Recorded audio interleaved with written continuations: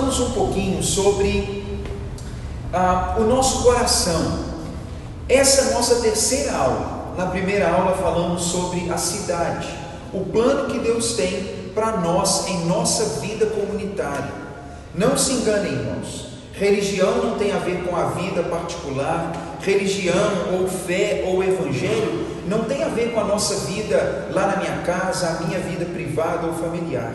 Deus está chamando pessoas para que elas exerçam influência onde vivem, seja na sua cidade, no seu bairro, na sua família. O evangelho é para a vida.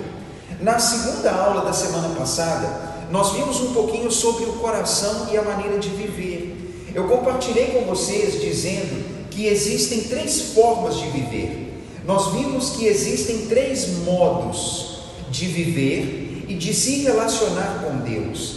Existe a irreligião, a religião e o evangelho. Pare para pensar. O irreligioso é aquele que nunca se arrepende. Ele não tem religião, não está preocupado com isso, não está preocupado em se relacionar com Deus, não está preocupado com o pecado, ele está nem aí para nada. Esse é o irreligioso ou não religioso. Por outro lado, existe o religioso. O religioso é aquele que tem certo vínculo com Deus, mas que na verdade ele tem uma preocupação com aparência.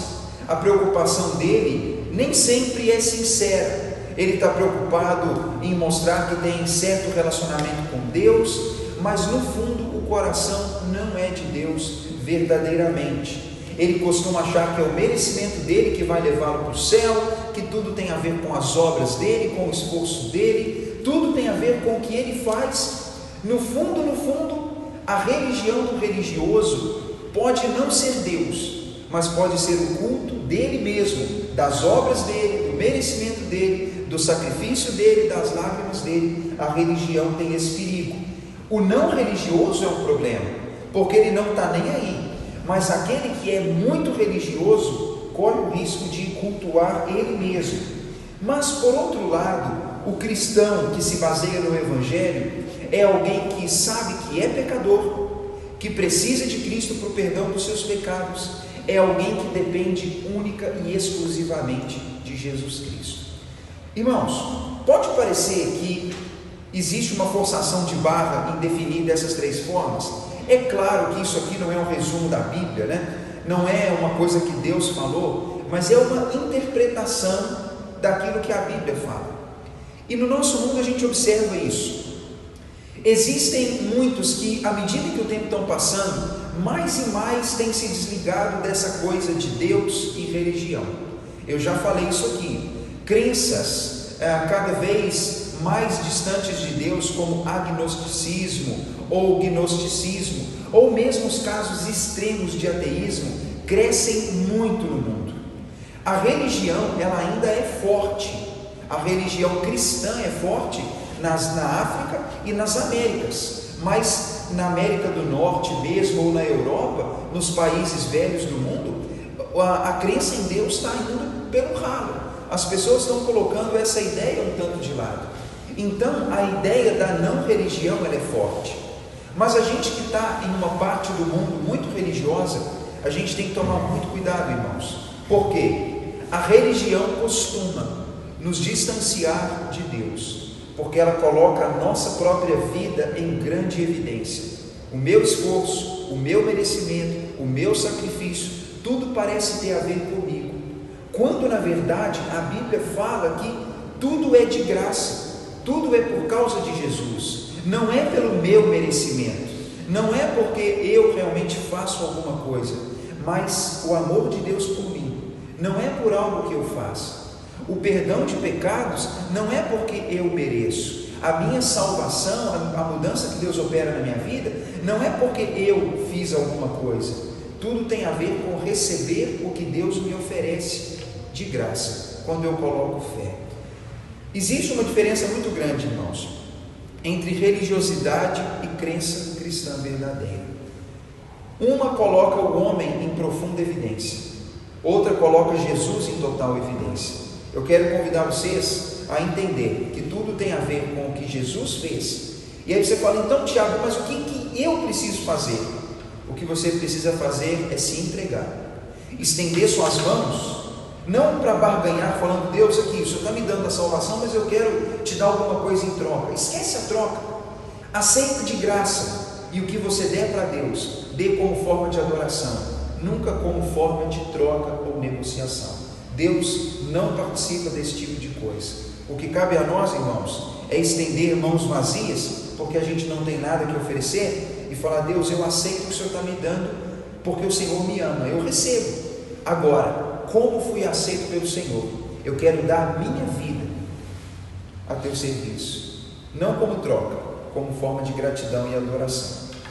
Hoje, quero avançar um pouquinho na nossa ideia, pensando, irmãos, num assunto que é também essencial, falar um pouquinho sobre a idolatria que está por trás do pecado.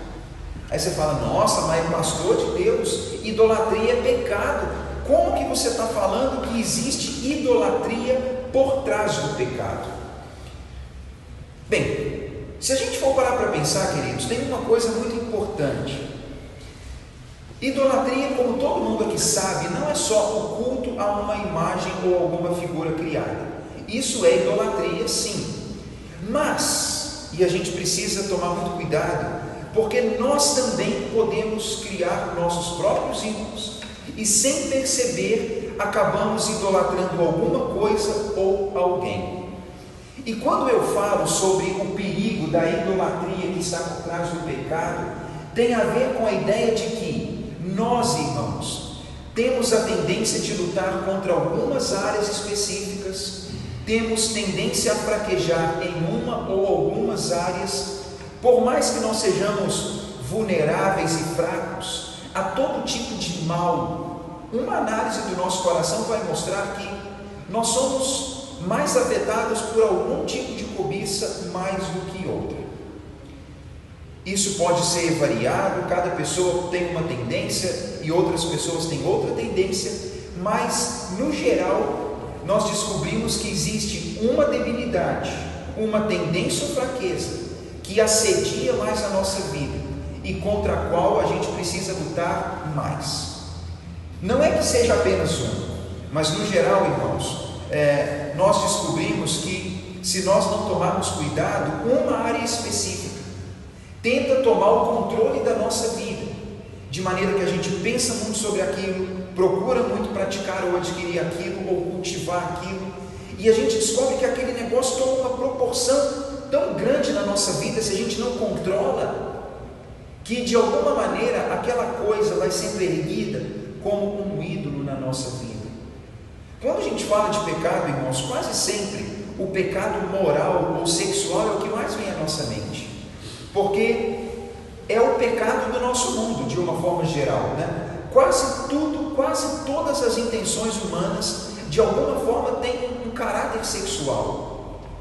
O desejo de ter alguém bonito, o desejo de ter alguém com quem você tem prazer de estar do lado, ou a simples ideia de satisfazer suas necessidades fisiológicas, quase tudo tem a ver com isso. Um corpo bonito, ele desperta o interesse ou desperta a admiração do sexo oposto.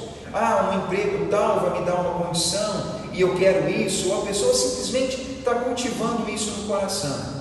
No nosso mundo, adultério é cada vez mais crescente, a prática de sexo antes do casamento é profundamente crescente, irmãos. Assustador que pesquisas cristãs têm mostrado que o divórcio entre não cristãos e cristãos é praticamente igual, a prática de sexo antes do casamento é praticamente a mesma entre cristãos e não cristãos, a perspectiva de escravidão de pornografia ou de hábitos sexuais deturpados são muito comuns. E na verdade, irmãos, é assim que é a nossa sociedade. Quase tudo que a mídia coloca para nós, quase tudo que está na moda, quase tudo que está aí fora, pastor Tiago não quer ser radical, mas tem muita nudez, muita insinuação sexual, todo filme tem que ter sexo, porque o que não tem sexo não vende. E a indústria da mídia sabe disso, não é verdade? Se você não colocar uma mulher de lingerie para vender a lingerie quase pelada, não vende. Se você fizer um filme e não tiver uma insinuação sexual, não sai. E a moda é isso, está bombando esse tipo de coisa, a ponto de que, à medida que o tempo passa, a imoralidade, ela já não está mais nos programas da madrugada ou do canal fechado. Quem tem Netflix está lá, filme que é para adulto, que qualquer criança pode acessar, lá no YouTube, ou quem assiste certos programas, está cheio disso. A sexualidade, irmãos, ela traz um dos aspectos de pecado para o nosso mundo, e a gente tem que tomar cuidado, porque aquele troço penetra no nosso coração, cria insatisfação, porque como a mídia consegue manipular, a pessoa é transformada numa imagem perfeita. O corpo é perfeito, o cabelo é perfeito, o que ela faz é perfeito, ela não tem gordura, não tem celulite, não tem estria, é puro músculo, pura beleza e brilho, e aquilo é falso. Aí cria no coração do iludido a ideia de que eu é que estou com a pessoa errada, ou eu que estou na forma errada, porque todo mundo está bonito. Mas é o poder do Photoshop, né, irmãos? É falso, né? Então, é falso, isso é verdade, mas é uma indústria de mentira e de engano. Então, eu falei de sexualidade porque é uma coisa que afeta. E, irmão, só uma coisa, uma pausa aqui, né? A aula não é sobre sexualidade, mas eu estava lendo recentemente, inclusive comprei um livro sobre isso, muito interessante. O cara traz uma série de documentários e relatos de pessoas dessa área. Irmãos, é um negócio tão sórdido mesmo. E falando mais de pornografia propriamente, que é um negócio da moda em nível profundo ou em nível pequeno, é pornografia de alguma forma, tudo que desperta em nós uma sexualidade que não é realizada dentro do casamento. A maioria daquelas pessoas é viciada em drogas, é movida por drogas. Aquelas gravações são interrompidas constantemente por gente tendo overdose ou algum tipo de problema, pessoa vomitando, tendo crise de todo tipo no meio daquele negócio todo. Aquilo tudo é falso, é uma série de montagens que, irmãos, vamos ser sinceros, se a gente quando estiver assistindo um filme, agora eu não estou falando de filme pornográfico, a gente não vai ver isso, mas pensa, um filme, se a gente parar para pensar que aquele negócio é picado toda hora, que de minuto em minuto aquilo é cortado, eu falo, estou perdendo tempo num troço falso, né? Tudo isso aqui foi armado. E essa indústria da sexualidade pervertida é a mesma coisa, tudo armado, montado, planejado, construído para ser falso. E depois, no final das contas, com todas as edições, aquilo parece a coisa mais top do mundo. Pura enganação, irmãos. É falso, aquilo está manchado de muita coisa nojenta que se a gente soubesse não veria, e aquilo também tem levado muitas pessoas a suicídio, a depressão e a todo tipo de coisa ruim. E eu falo isso, irmãos, porque nós homens somos mais vulneráveis à pornografia e conteúdo sexual errado. Mas a indústria de mídia, ela está trabalhando para atrair a atenção de mulheres. E filmes de caráter sexual ruins estão sendo feitos para atrair a atenção de mulheres, porque a atração de homem e mulher tende a ser diferente nesse tipo de conteúdo. Então, esses tons de cinza, ou os outros aí que estão surgindo, né, nem convém mencionar nome, até para não despertar nenhuma curiosidade na gente, tem saído em grande escala. Irmãos, tem que tomar muito cuidado. É falso, é enganoso, e infelizmente está entrando dentro da nossa casa. Mas existem outras formas de pecado. O pecado sexual, irmãos, é o mais comum, o pecado do corpo, né? Mas pecados relacionados a sentimentos ruins que cultivamos. Não se enganem, irmãos, cultivar sentimentos de soberba, orgulho, ou amargura, ou ódio, ou falta de perdão é pecado. Quando nós criamos e vivemos alimentando isso dentro de nós, tem gente que vive, ela não está nem aí para a questão moral ou para a questão de dinheiro, mas dentro dela, ela é uma fábrica de emoções e pensamentos negativos, que ela cultiva contra outros. E ela quer disseminar aquilo. Pecados relacionados a dinheiro, a própria aparência, a amor demasiado dado a outras coisas, a maneira como nós encaramos nós mesmos. Pecados do temperamento, da personalidade, irmãos. Tudo isso tem um grande poder para a nossa vida.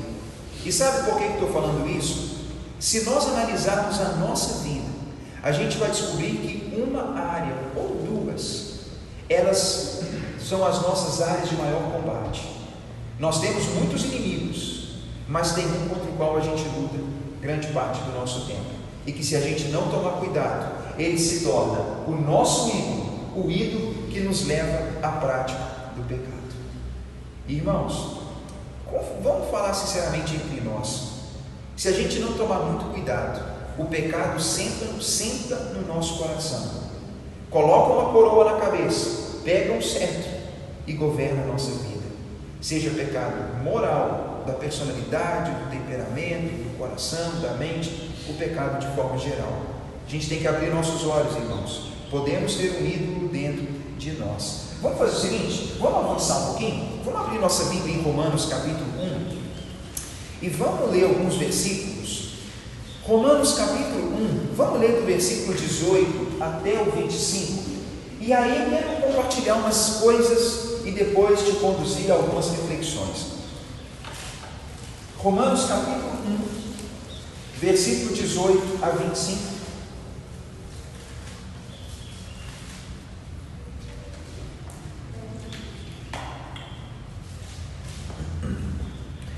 Romanos 1,18, a palavra diz assim: a ira de Deus se revela do céu contra toda impiedade e perversão dos homens, que detêm a verdade pela injustiça.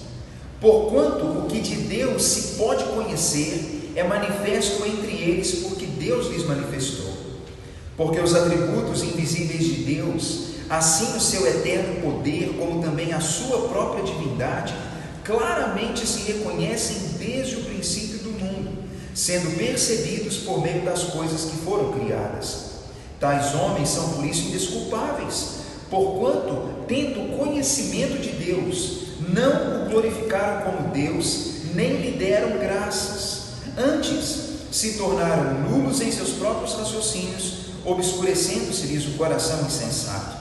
Achando-se sábios, se tornaram loucos, e mudaram a glória do Deus incorruptível, em semelhança da imagem de homem corruptível, bem como de aves, quadrúpedes e répteis.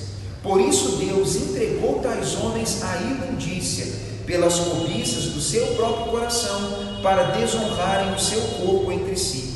Pois eles mudaram a verdade de Deus em mentira, adorando e servindo a criatura, em lugar do Criador, o qual é bendito eternamente. Amém.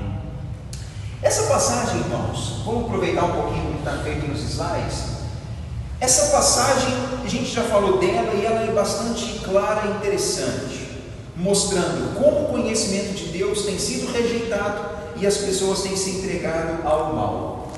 A mente e o coração do homem costumam ir, irmãos, em um caminho de futilidade e obscuridade.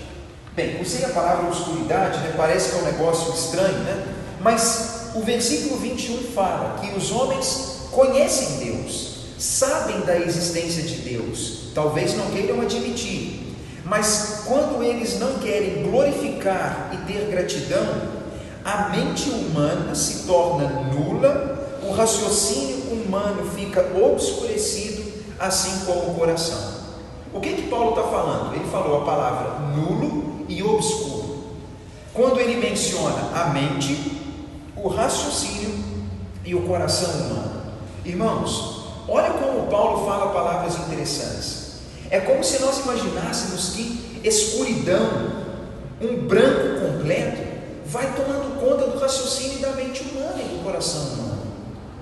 E é estranho porque alguém fala assim: ah, pastor, mas está doido, nosso mundo é muito inteligente. Quanta inteligência! Quase todo mundo tem curso superior, quase todo mundo fez segundo grau, já tem um monte de doutores e mestres aí em muita coisa. Mas, irmãos, o conhecimento está sendo espalhado. Mas reparem, eu não estou achando o ser humano muito inteligente, não. Estou sendo honesto com vocês. Estou achando que as gerações de 200 anos ou 300 anos atrás era mais inteligente que a nossa. A nossa tem mais informação, mas é uma informação não organizada na cabeça, e informação que não consegue ser aplicada. E isso eu estou falando de maneira geral, mas Paulo está dizendo que o coração humano e a mente humana, pensando na dinâmica intelectual e espiritual, está ficando fútil, escuro, nulo. A razão básica é que, embora saibamos que devemos tudo ao Criador, queremos controlar nossas vidas por nossos próprios meios e propósitos. A gente sabe, irmãos, que tudo é de Deus. Eu sou mero passageiro que está fazendo um passeio nessa coisa criada. Eu não sou permanente aqui. Irmãos, essa terra que eu estou pisando hoje, ela foi pisada por outra pessoa. Talvez esse lugar que nós estamos pisando aqui, lá em 1600 e tanto, os índios carijós já estavam pisando esse chão aqui.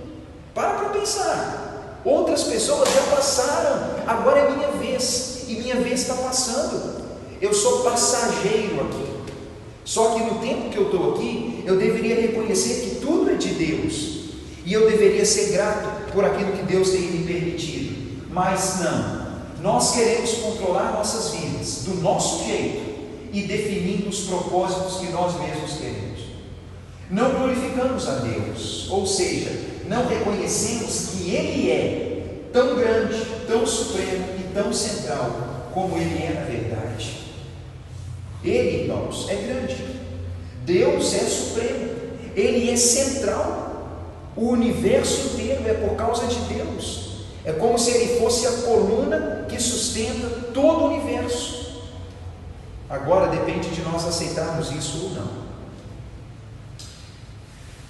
O fato de que não rendemos graças contribui nesse processo de futilidade e nulidade. Ou seja, não admitimos nossas limitações e menos ainda nossa dependência de Deus. Assim demonstramos que queremos ser nossos próprios senhores. Irmãos, uma coisa, talvez isso não passe pela sua cabeça, já que você é alguém que tem temor de Deus, mas é uma mentalidade do mundo aí, especialmente daqueles que se acham muito espertos, né? Especialmente aqueles que formam opinião, costumam achar que não precisa disso, que não precisa desse negócio de Deus, que Deus é como remédio para a gente doente, como bengala para a gente que está meio fraco, e que eu não preciso disso. Isso é coisa de gente de mente fraca, né? Então, eles não querem ter gratidão por Deus, eles não querem admitir limitações e dependência de Deus. Só que aí é interessante, irmãos, que quando vem a crise, quando vem a doença, quando vem a morte, quando vem, sei lá, a pandemia ou desemprego, essas pessoas que no geral se acham tão superiores, elas descobrem que a inteligência delas não foi suficiente, que o dinheiro delas não foi suficiente, e que no final das contas elas são extremamente fracas, vulneráveis e dependentes sim de Deus, só que elas não admitem. O final da história, irmãos, é que todo mundo quer ser senhor da própria vida, e se possível, senhor de outras vidas, porque eu quero mandar em todo mundo, eu quero controlar todo mundo, enquanto eu governo a mim mesmo, eu quero governar a minha própria família, governar as pessoas, meus empregados, o povo lá dos meus amigos, eu quero ser o senhor das coisas. Sabe o que isso significa? O homem fútil, obscuro, com um coração e com uma mente totalmente tortos. Mas vemos também em Romanos que o ser humano, ele é um criador de ídolos. Esse fato, irmãos, é muito curioso, porque do versículo 22 em diante, fala que o ser humano mudou a glória do Deus, que não se corrompe, em aparência de imagens, aves, quadrúpedes, répteis. O homem está servindo e adorando a criação no lugar do Criador. Irmãos, uma coisa bizarra, não é? Alguém faz uma estatueta de gesso, ele mesmo pinta ela com as cores que ele quer e depois adora aquilo como um Deus. Alguém que pega um bicho e adora como se aquele bicho fosse Deus. Bem, talvez no fundo daquele coração existe uma intenção sincera de querer cultuar Deus. Só que é muito estranho quando eu associo Deus com uma figura de gesso, ou quando eu associo Deus com uma vaca, ou quando eu associo Deus com uma ave qualquer, ou mesmo com o sol, com as estrelas. Deus, irmãos, ele não é corruptível, ele não é instável, ele não é mortal, algo que se deteriora como essas coisas, mas é o ser humano criando ídolos. Quando rejeitamos o controle de Deus sobre nós, inevitavelmente acabamos criando ou fabricando deuses ídolos. É só distanciar um pouquinho de Deus, irmãos, que novos ídolos surgem. Tiramos Deus, outras coisas surgem.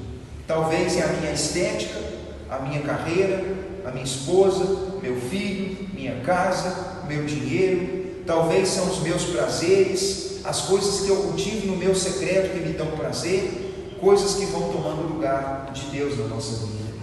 Ignorando Deus, acabamos não só criando ídolos, mas glorificando essas coisas. E elas vão receber a nossa dedicação e o nosso coração, e sobre elas vamos acabar construindo nossa vida. É isso que acontece. Tira Deus, cria ídolos, aí eu construo a minha vida sobre coisas ou pessoas. Minha vida se baseia na minha mãe. Ninguém me ama mais que a minha mãe. Ah, mas é minha mãe. Irmãos, pensa, é precioso isso. Mas aí eu construo minha vida sobre minha mãe. Na pior das hipóteses, se minha mãe não me frustrar, se ela não me decepcionar, o que é difícil, mas imagina que é possível, a minha mãe vai morrer. E aí o ídolo que eu criei, eu perdi meu chão, e agora o que eu faço? Ou pode ser o filho, ou pode ser o marido, ou pode ser a estabilidade, o emprego, a carreira. Irmãos, há uma infinidade de coisas. Nós percebemos que nós adoramos aquilo, e que a nossa vida agora, ela tomou por base aquela coisa. Só que é muito instável e perigoso. Somos seres criados para adorar. É um fato, irmãos. Dentro de nós tem um impulso natural para a adoração. Assim podemos eliminar Deus. Não podemos eliminar Deus sem criar deuses ou ídolos que o substituam. Então é daí que a gente vê a idolatria que o povo tem por si, por pessoas. Às vezes nem é da família, idolatra uma personalidade, né? Idolatra um artista, um cantor, um jogador de futebol. Meu, que loucura, né? O povo se corta, fere, chora, foge de casa, faz loucura para ver um artista. Fala sério. Uma vez que Deus criou o mundo, todas as coisas contêm parte da glória dele, são admiráveis e extraordinárias. Irmãos, olha isso. Se Deus criou tudo, e Deus é incrível, tem um toque de maravilha em tudo que foi criado, não há problema em pensar isso. Mas o problema, irmãos, está em dedicar afeição desordenada a qualquer coisa como a que só Deus merece. Sabe o que a gente está falando aqui? É o seguinte: Deus é tão maravilhoso que tudo que Deus criou tem um toque de extraordinário, de incrível, de sensacional. Irmãos, olha o mundo, que coisa sensacional. A gente dirige um carro, a gente pode montar, andar no cavalo, andar no avião, a gente vai na praia, a gente vai na água quente lá da piscina, a gente passeia, a gente vê estrela, a gente viaja o mundo. Você fala, meu, que loucura. A gente tem prazer quando come, a gente tem prazer nos nossos relacionamentos, a gente celebra quando ganha alguma coisa, tem tanta coisa boa para viver. Ou seja, nosso Deus, Ele deu um toque sensacional em tudo que é criado, e é por isso que a vida é tão preciosa. As coisas mais básicas e simples, elas trazem para nós uma sensação muito gratificante. Não tem problema nisso, irmãos, é óbvio que não tem. O problema é quando a gente dedica uma afeição exagerada para as coisas. Ah, mas comer, mas é muito bom comer, não é? Nossa, pensa num negócio que você gosta de comer. É maravilhoso comer um negócio bom, né? Aí na minha cabeça já vem minhas coisas, né? Que quase sempre se resume a broinha com café. Eu falo, nossa, minhas broinhas lá em casa, meu Deus, coisa boa. Aí eu já fico pensando naquilo, é gostoso, alguma coisa que alguém gosta. E aí a gente pensa, nossa, só que tem que ir com cautela com aquilo, né, irmãos? É maravilhoso e é precioso, mas com calma. Ah, adquirir coisas é bom, mas opa, com calma. Ah, a gente mencionou outras áreas da vida. Relacionamento é importante, relacionamento sexual é importante, mas opa, há limite. Ah, dinheiro é bom, mas opa, há limite. Até onde nós vamos levar a nossa afeição por essas coisas? A que medida, a que preço, até que consequência? Esse é o grande problema, a afeição desordenada. Então, o problema da afeição desordenada, por causa de coisas criadas e não pelo Criador, tem duas, irmãos.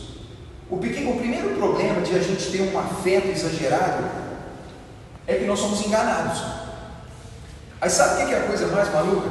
Que quando eu entrego meu coração para as coisas criadas, achando que eu sou muito esperto, é como se tivesse uma voz secreta que falasse: "Oh, você é muito bobo, nossa, você é muito ingênuo, estão te passando a perna, né?" Igual um mágico lá fazendo truque numa festinha de criança, e a criança achando que o mágico tem poder mesmo, né? Aí está enganando a gente. É divertido, é óbvio, é legal, é muito legal, mas é engano, né? Mas, irmãos, não é crítica, tá? Mágico é top, eu também gosto de ver coisa de mágico, mas é engano, né? Então pense, bem na base, bem no centro das nossas decisões, emoções, personalidade, existe, irmãos, um sistema de crenças falso, que tem por base um ídolo. Pense comigo, ou seja, existe bem no centro da nossa vida, ideia, personalidade, crença, algo que pode ser um ídolo mesmo. Ou seja, o que é um ídolo, irmãos? Algo fora de Deus, que acreditamos poder nos dar o sentido e a alegria que somente Deus pode dar. Um ídolo é alguma coisa diferente de Deus, que eu acho que pode me dar sentido, alegria, realização e propósito, como Deus diz que Ele somente pode. Então pense, dentro de nós tem uma tendência a ter ídolos lá dentro. Os ídolos, eles não são capazes de satisfazer. Irmãos, é um fato. Nada é capaz de satisfazer nesse mundo. A prova disso é que a gente come e logo come de novo. A prova disso é que a gente ganha dinheiro, precisa de mais dinheiro. A gente viaja, mas precisa viajar mais. A gente dorme, tem que dormir mais. A gente tem relacionamento com a pessoa que a gente ama, jurou no altar amar aquela pessoa para sempre. Ela é minha companheira para a vida toda, para a vida, trabalho, lar, criação de filhos, é a minha companheira para a minha vida sexual, para a minha vida toda, e daqui a pouco ela já não é mais, é a vizinha, a prostituta, ou já não é mais o marido, é o colega do trabalho. A gente descobre que existe uma insatisfação grande no coração humano, tanto que nada nem ninguém parece ser suficiente. É o perigo, irmãos. Os ídolos são assim, eles não satisfazem, mas a gente vive negando isso. Assim, todo ídolo que criamos nos leva também a criar uma ilusão, produzindo um conjunto de falsas definições de sucesso, felicidade, valor. Irmãos, o que eu estou querendo dizer com isso? Ídolos nunca satisfazem. É por isso que quem bebe sempre tem que beber mais. Quem usa droga precisa de mais. Quem vive vida promíscua sempre aprofunda mais. Quem procura dinheiro sempre procura mais. Quem está preocupado com o corpo, preocupa demais, está no osso, no esqueleto, mas ainda vem gordura lá e está indo mais. Quem está preocupado com a carreira sempre vai mais. O ser humano não sabe parar, porque a gente criou uma ilusão, irmãos, que tem a ver com sucesso, felicidade, valor. Aí pare para pensar no próximo slide. O nosso coração opera com uma base de falsas convicções, como essa: se eu puder alcançar o quê? Eu vou ser feliz. Pense, irmãos, uma coisa que você poderia dizer: se eu alcançasse isso, eu seria feliz. Todo mundo teve uma resposta. Ou porque perdi alguma coisa, eu nunca mais vou ser feliz. Nós trabalhamos nessa base. Se eu tivesse aquilo, aí eu seria feliz de verdade. Mas como eu perdi tal coisa, nunca mais vou ser feliz. Acabou. Irmãos, nosso coração costuma trabalhar com base nessa falsa ideia. Sabe qual o grande engano da nossa relação com os ídolos que criamos, tentando substituir Deus? Nós nunca culpamos o ídolo, irmãos. Nós nunca culpamos o ídolo pela frustração de não alcançarmos o que esperamos. A gente nunca culpa o dinheiro, a sexualidade desgovernada. A gente nunca culpa o amor exagerado pelos filhos por uma pessoa. A gente nunca culpa a carreira, o mundo, o capitalismo, o comunismo, o socialismo. A gente nunca culpa essas coisas. A gente culpa Deus, a gente culpa o mundo, culpamos nós mesmos ou outra pessoa, mas nós temos a tendência de nunca apontar o dedo para o verdadeiro culpado. Porque na verdade, irmãos, é um tipo de parasita tentando tomar o lugar do nosso coração. Sabe o que eu estava pensando nisso? Às vezes, quando a gente tem uma ideia na cabeça, irmãos, eu tentando variar nos exemplos, mas acabo rodando sempre nos mesmos. Vamos pensar o seguinte: quando nós temos uma ideia fixa na cabeça, quando nós criamos uma imagem de algo que é essencial para a minha satisfação e realização, a gente fica cego. Talvez era hora de eu parar e falar assim: opa, peraí. O problema da minha vida sexual não é minha esposa. O problema do meu casamento não é minha esposa ou a mulher, não é meu marido. O problema da minha falta de aquisição financeira não é minha esposa que gasta demais. Meu problema relacionado com a minha estética não é, sei lá, isso ou aquilo. Tem hora, irmãos, que a gente tem que pôr o dedo, apontar o dedo para o culpado e falar assim: sabe de uma coisa? Dentro do meu coração eu tenho uma cobiça sexual desgovernada. Ninguém, jamais, nem minha esposa, nem mulher alguma, nem meu marido, nem homem algum, jamais vai ser capaz de atender essa ilusão do cliente. Eu descobri que eu sou avarento e dentro do meu coração, dinheiro do mundo nenhum vai satisfazer minha vontade de ter dinheiro. Por quê? Os homens que eu acho que são ricos demais, eles continuam amando o dinheiro. Eu acho que essa coisa da estética, eu descobri que eu estou amando a aparência. E esse negócio de amar a aparência é um negócio tão perigoso que eu nunca sou bom o suficiente, porque a mídia sempre atualiza as suas configurações de beleza física. Ou seja, você sempre vai ter que ter um outro negócio que você não tem. A gente começa a descobrir: mas o problema não é tal pessoa, tal coisa. Vamos apontar o culpado. Eu estou amargurado, eu estou cultivando ódio, eu não perdoei. Irmãos, vamos expandir mais. O problema lá de casa não é que é minha esposa que é um problema. Estou criando uma expectativa exagerada sobre ela. Não é que meus filhos me decepcionam, mas é que eu estou sendo hipercontrolador deles, criando uma expectativa que eles nunca vão suprir, achando que eles são meus, e não são meus. Irmãos, haveria uma série de exemplos, só que no geral, a gente nunca aponta o dedo para o verdadeiro culpado. A gente nunca aponta o dedo e fala: opa, tem um negócio errado ali. E como consequência disso, quase sempre, a gente trata os sintomas, as frustrações, mas a gente nunca trata a doença, irmãos. É como, já falei isso outro dia, é como ir no médico, com dor de cabeça, dor no corpo, suando muito, e o médico fala: opa, você está com febre, vamos dar remédio para a febre, faz compressa, toma banho gelado, e dá um monte de coisa, irmãos, é inútil. Combate a bactéria, combate o vírus, tira o parasita, tem um troço errado lá, aponta o dedo para o culpado. Só que no geral, a gente sempre aponta o dedo para a pessoa errada. Aí quando tudo der errado, irmãos, ao invés da gente admitir que está colocando o coração de maneira errada nas coisas, a gente culpa Deus. Culpa Deus porque eu não fui realizado sexualmente, culpo Deus porque não fui realizado na família, culpo Deus porque não fui realizado na carreira, porque não alcancei o corpo que quis, porque perdi alguém que eu idolatrei de maneira exagerada. A gente começa a culpar pessoas e todo mundo, mas quando não tiver mais ninguém para culpar, ao invés de admitir o erro, culpa-se Deus. Esse, irmãos, é o engano. Mas pensa, o segundo problema da afeição desordenada pelas coisas criadas é que nós nos tornamos escravos. Esse é o grande problema, irmãos.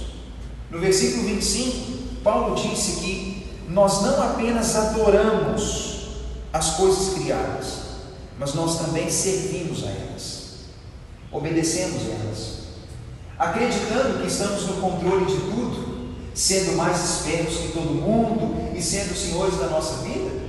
Nós não percebemos que essa coisa que colocamos para substituir Deus, ela não satisfaz, e que estamos sempre precisando de mais e mais daquilo que nunca preenche. Assim, somos escravos dos nossos ídolos. Irmãos, essa é uma coisa muito fácil de acontecer. Acreditando que a gente está usando coisas para o nosso bem, a gente descobre que elas estão usando a nossa vida para nos distanciar de Deus. Esse é o grande problema. É como se fosse uma luta. Eu acho que eu estou por cima lá, batendo, socando e tal, estou mandando bem. Só que na verdade, irmãos, esse jogo vira rápido. Daqui a pouquinho é eu que estou lá de costas, lá com o tatame, e estou sendo socado, espancado, dominado, e eu estou achando que eu estou com tudo, com a bola toda. Quase sempre não. Quase sempre, irmãos, nós somos facilmente escravizados pelas coisas. E a gente descobre que a gente não tem domínio sobre elas. Fala, não, o sentimento é muito forte, eu não consigo dominar. A vontade é incontrolável, eu não consigo controlar. Mas eu não consigo, irmãos. Se o negócio é desse jeito, eu não controlo nada. Eu sou escravo do negócio. Esse é o grande problema.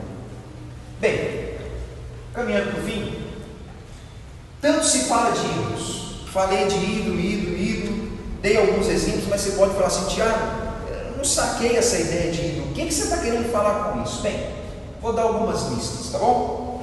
Mas só para você ter uma dica interessante, o João Calvino ele fala uma coisa que é bem legal. Somos uma permanente fábrica de ídolos. Não se enganem, irmãos. Se tem fábrica aí que produz caminhão e carro todo dia, constantemente, seu coração, meu coração, ele é uma constante fábrica de ídolos. E a gente tem que lutar contra isso todo dia.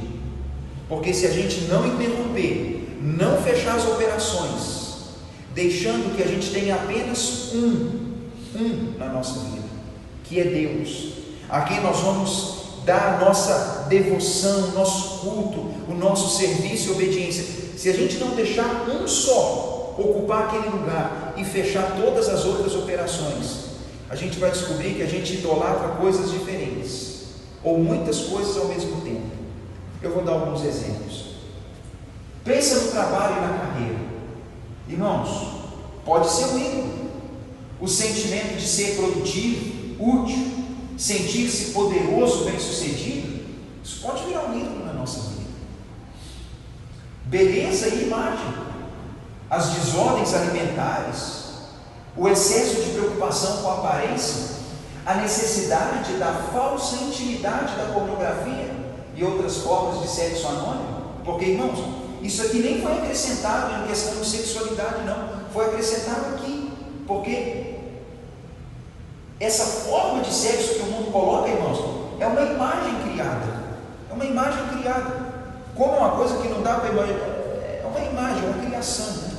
É algo que foi inventado, que é falso. Não só a aparência como a coisa em si. Tudo falso, mentira, engano. A família também pode ser unida. Quando a gente está preocupado demais com o futuro, felicidade, a obediência dos filhos, a saúde ou a santidade dos filhos, quando isso se torna a coisa mais importante, irmãos. Toma cuidado com isso. Quando alcançar as expectativas dos pais se torna a coisa mais importante, quando se casar ou ter um casamento perfeito se torna a coisa mais importante, aí tem um ídolo, algo que pode escravizar e algo que nos ilude. Tomar bastante cuidado com isso. Vamos pensar no romance. Não é o mesmo que a satisfação sexual. A pessoa vive acreditando que um verdadeiro amor vai consertar tudo. E essa não é uma ilusão dos nossos dias, irmãos? O povo aí adepto, né, das influentes pessoas da mídia que já se casaram 200 vezes, né? Sei lá, temos aí, né, uns homens, umas mulheres que já se casaram demais e está só casando, mudando, pensando, não, o meu problema é que eu ainda não achei a pessoa certa. Já casei com 17 pessoas, mas o 18 vai ser o certo, né? Aí vai, né? Dinheiro, irmãos. Dinheiro é o grande potencial do negócio, né? A ideia de ter e gastar muito dinheiro talvez seja a segurança de uma pessoa, o modo principal como ela se sente segura no mundo. Ter e gastar muito dinheiro talvez seja o modo de uma pessoa se sentir significativa e importante. Irmãos, pare para pensar. O dinheiro pode trazer um sentimento de segurança, de significado, de importância, quando nós colocamos no dinheiro essa ideia. O dinheiro vai me deixar seguro, o dinheiro vai me trazer valor, o dinheiro vai me fazer uma pessoa significativa. Esses exemplos foram propostos por Timothy Keller, o cara que escreveu o livro. Mas eu trago um último slide. Esse que eu trago, eles foram escritos. Eu ouvi isso numa palestra há uns 4 anos atrás de um cara que chama Ricardo Agreste. Ele estava falando sobre os ídolos contemporâneos, falando sobre os ídolos do nosso mundo, ídolos muito comuns. Ele não falou dos vícios, não falou de muita coisa. Olha como que ele trouxe uma lista interessante. Ele falou sobre realização pessoal. Tudo deve me realizar e trazer satisfação, irmãos. Olha o perigo de achar que tudo tem que me realizar.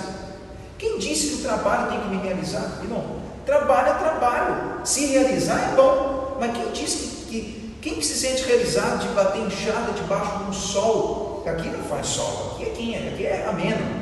Bater enxada lá no Nordeste, ou cortar cana num calor de 40, 50 graus. Quem que se sente realizado fazendo aquilo? Quem se sente realizado, sei lá, tem como sujo de graxa debaixo de um carro?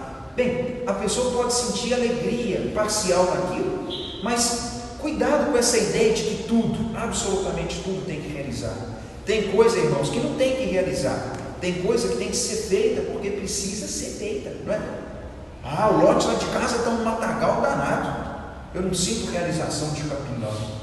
Mas claro que não sente mesmo, mas tem que capinar o raio do lote, capim no lote mesmo, sem mostrar ele, não é? Então assim, nesse lado, Bem, pense no outro, sucesso profissional. Irmãos, olha como esse também é uma coisa, né? Na perspectiva do sucesso profissional, a ideia de que a minha performance precisa ser reconhecida. O povo tem que saber do meu potencial, como que eu sou bom. O povo tem que admitir. Eu quero mostrar para o mundo e quero ser reconhecido. Vem o perigo da visibilidade. Esperar que o meu sucesso traga notoriedade, né? Já que a minha performance é elevada, eu quero ser conhecido. E aí é o outro perigo, o perigo da influência. Acreditar que o meu sucesso e que a minha visibilidade deve fazer com que eu tenha poder e influência sobre os outros. Ou seja, eu quero ser melhor que os outros, eu quero ser reconhecido como melhor que a maioria, e como eu sou melhor, eu quero ser o cara que exerce controle. O perigo, irmãos, da prosperidade, o mamon, que Jesus usou esse termo lá em Mateus no Sermão da Montanha, que é conhecido como Deus do dinheiro, ele tem o poder de colocar o cabresto no homem, né? O dinheiro, ele facilmente nos controla. O prazer, já não importa se é certo ou se é errado, o importante é dar prazer. Já não tem mais, irmãos, no nosso mundo esse conceito. Se der prazer, tá bom, né? Pode ser prazer sexual, por sentimentos, por uso de substâncias, por aventuras e coisas. Se der uma sensação boa, tá tudo valendo, não importa, né? Mesmo que você vai enfiar pó branco com as nardinas dentro, parece inteligente isso. E a autonomia, que segundo Ricardo Agreste é o grande problema do nosso mundo, né? Ele acha que a autonomia é aquele que tende a ser o pecado comum da nossa época. A ideia de que eu sou mais eu, é a vida centrada na própria pessoa e nas próprias ideias. Irmãos, está aí um ídolo do nosso mundo. Eu, minhas ideias, meu modo de ver, o meu gosto, o meu pensamento, eu e eu. Nosso mundo caminha nessa direção de fato. Todos esses, irmãos, exemplos que eu dei, são ídolos que tentam tomar o governo do nosso coração e que tentam controlar a nossa vida. A gente precisa tomar, irmãos, um profundo e grande cuidado. Para concluir, quero só ler para você um pequeno parágrafo. Escuta isso, é pequeno e é bastante interessante. Quero te mostrar como identificar os seus ídolos. Por que mentimos, ou não amamos, ou não cumprimos nossas promessas, ou vivemos de maneira egoísta? Perguntas interessantes, irmãos. Obviamente, a resposta geral é que somos fracos e pecadores. Mas a resposta específica é que existe algo que não é Jesus Cristo, que nós sentimos como necessário para sermos felizes. Algo que é mais importante no nosso coração do que Deus. Algo que está escravizando nosso coração por meio de sentimentos desordenados. Portanto, se nós queremos mudança, a chave para essa mudança é identificar os ídolos do nosso coração. Irmãos, aqui é importante. Esquece sintomas, esquece o que é aparência. Estou te convidando a ir para o fundo do seu coração. Esquecer filho, marido, mundo, governo, esquece tudo. A ideia é essa, irmãos. Vamos fazer uma análise própria e particular. Porque um problema do nosso mundo é botar o olho em tudo e esquecer de olhar para dentro de nós mesmos. Um teólogo chamado Thomas Oren, ele escreve o seguinte: todo indivíduo existe em relação a valores percebidos como algo que faz a vida valer a pena. Ou seja, todo mundo coloca valor em algo, e com base no valor que eu dou, então eu digo, a vida vale a pena por causa disso. Um valor é qualquer coisa boa que foi criada, uma ideia, um relacionamento, um objeto, ou uma pessoa em quem você tem interesse e de quem tira significado. Irmãos, esses valores estão disputando entre eles, e com o tempo, uma pessoa está propensa a escolher um único centro de valor. Ou seja, com o passar do tempo, irmãos, no meio de todas as coisas que nós vivemos e valorizamos, nós costumamos escolher um. É sexo, é dinheiro, é aparência, é um sentimento negativo que está aqui dentro, é meu filho, é minha mãe, é meu pai, é minha empresa, é meu carro, sei lá, meu ator favorito, sei lá, assim pode ir. E quando um valor finito é colocado no centro, e ele é aquele onde a gente projeta todo o significado, então, irmãos, essa coisa se torna um Deus. E quando se torna um Deus, é um grande problema, porque nós elegemos, irmãos, um Deus para a nossa vida, algo que é finito, limitado e que não pode de fato trazer realização. Muitas vezes nós não aprofundamos o suficiente e analisamos, irmãos, a estrutura do nosso coração, o íntimo, vasculho. Por vezes a gente não quer abrir aquele quartinho secreto lá do nosso coração, a gente não quer remexer no passado, mesmo naqueles traumas da infância, nos traumas da escola, nos traumas da nossa criação, porque, irmãos, muita gente foi mal criada ao longo da vida, e quando falo mal criada, foi criada sob tortura, sob medo. Muitas pessoas foram vítimas de coisas dentro de casa que trouxeram realmente um mal emocional, às vezes até abuso físico, talvez molestados por um parente, por alguém. Quando a gente teve histórias complexas assim, irmãos, que estão lá no nosso íntimo, lá dentro, a gente acumula uma camada de coisas em cima para falar, não quero mexer naquilo. Mas é preciso mexer, irmãos. Chega uma hora que é preciso dar abrir aquelas portas e remexer aquilo tudo, porque lá no fundo, pode estar uma raiz de um grande problema. Por exemplo, o dinheiro, ele é obviamente um ídolo para o nosso mundo. No entanto, em outro sentido, ele pode ser buscado não como o ídolo principal, mas para satisfazer outros ídolos. Parem para pensar, irmãos. O dinheiro pode não ser o ídolo, ele pode ser só o meio de alimentar o ídolo. Por exemplo, quando a finalidade do dinheiro é controlar o seu mundo, controlar as outras pessoas, quando ele é usado para te dar acesso a certos círculos, ou para tornar você bonito ou atrativo, ou quando o dinheiro ele é usado para te dar controle sobre os outros, ou para humilhar e para poder demonstrar alguma coisa para as pessoas, ou quando o seu dinheiro tem a ver com as ideias sexuais, ou para te dar a possibilidade de adquirir ou de consumir substâncias erradas, para pensar, irmãos. O dinheiro pode não ser o ídolo, ele pode ser um meio para um ídolo. O mesmo vale para o sexo. Algumas pessoas usam o sexo a fim de obter poder sobre outras. Outras pessoas para se sentirem aprovadas e amadas. E outras ainda, simplesmente por prazer ou conforto. Às vezes, irmãos, aquela coisa não é o ídolo em si. Para concluir, todos os tipos de coisas são ídolos em potencial. Se esse é o caso, como então nós podemos identificar que algo é ou está se tornando um ídolo? Bem, quando nossa lealdade a qualquer coisa, bem, olha isso, irmãos, olha que interessante.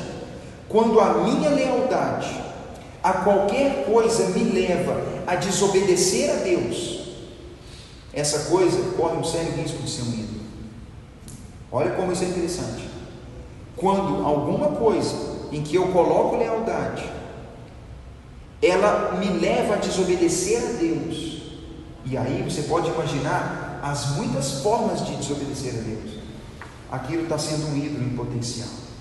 Um ídolo pode ser um objeto, uma propriedade, uma pessoa, uma atividade, um papel, uma instituição, uma esperança, uma imagem, uma ideia, um prazer, um herói.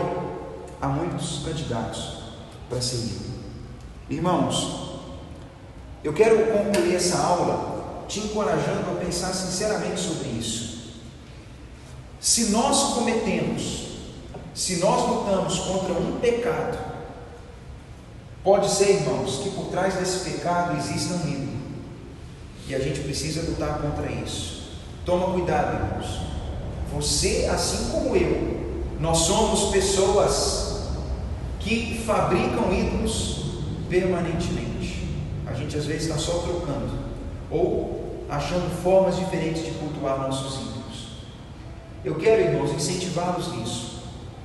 Façam uma análise da vida.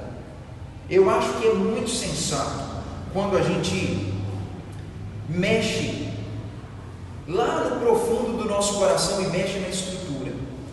Tem hora que a gente tem que escavar mesmo a terra lá do coração e remexer lá no fundo, para eu chegar à conclusão de que tem alguma coisa aqui dentro que está me fazendo mal, e que aquilo está fazendo com que seja construído na minha vida um ídolo que está me distanciando de Deus, trazendo escravidão, me enganando, porque nunca me satisfaz, sempre exige mais de mim. Esse é o grande problema.